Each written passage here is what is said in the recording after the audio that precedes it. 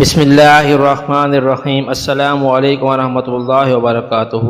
حضرت خباب بن الارت بھی انہی مبارک ہستیوں میں ہیں جنہوں نے امتحان کے لیے اپنے آپ کو پیش کیا تھا اور اللہ کے راستے میں سخت سے سخت تکلیفیں برداشت کیں۔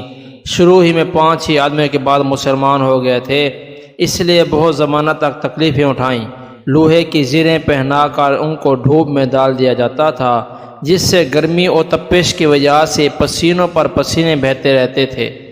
اکثر اوقات بالکل سیدھا گرم لیٹ پر لٹا دیا جاتا، جس کی وجہ سے کمر کا گوشت گل کر گر گیا تھا۔ یہ ایک عورت کے غلام تھے، اس کو خبر پہنچی کہ حضور اقدس صلی اللہ علیہ وآلہ وسلم سے ملتے ہیں، تو اس کی سزا میں لوہے کو گرم کر کے ان کے سر کو اس سے داغ دیتی تھی۔ عمر رضی اللہ تعالیٰ عنہ نے ایک مرتبہ عرصے کے بعد اپنے زمانہ خلافت میں حضرت خباب رضی اللہ تعالیٰ عنہ سے ان کی تکلیف کی تفصیل پوچھی جو ان کو پہنچائی گئی۔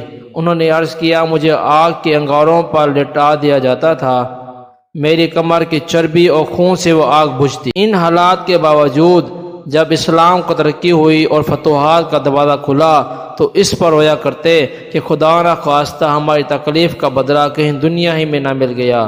حضرت خباب رضی اللہ تعالیٰ کہتے ہیں، ایک مرتبہ حضور اقدس صلی اللہ علیہ وآلہ وسلم نے خلافت عادت بہت ہی لمبی نماز پڑھی۔ صحابہ کرام رضی اللہ تعالیٰ عنہم اجمعین نے اس کے متعلق عرض کیا تو حضور علیہ السلام نے ارشاد فرمایا، یہ رغبت اور ڈر کی نماز تھی، میں نے اس میں اللہ تعالیٰ سے 3 دعائیں کی تھیں، 2 ان میں سے قبول ہوئیں اور ایک کو انکار فرمایا۔ میں نے یہ دعا کی کہ میری ساری امت کہاں سے ہلاک نہ ہو جائے، یہ دعا قبول ہوئی۔ دوسری یہ کہ ان پر کوئی ایسا دشمن مسلط نہ ہو جو ان کو بالکل مٹا دے، یہ بھی قبول ہو گئی۔ تیسری یہ دعا کہ ان میں آپس میں لڑائی جھگڑے نہ ہوں، یہ بات منظور نہ ہوئی۔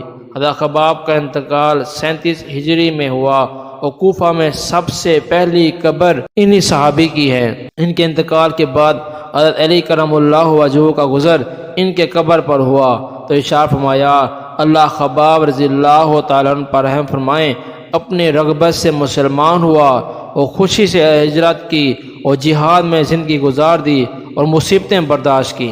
مبارک ہے وہ شخص جو قیامت کو یاد رکھے اور حساب کتاب کی تیاری کرے اور گزارا کے قابل مال و قناعت کرے اور اپنے مولا کو راضی کر لے۔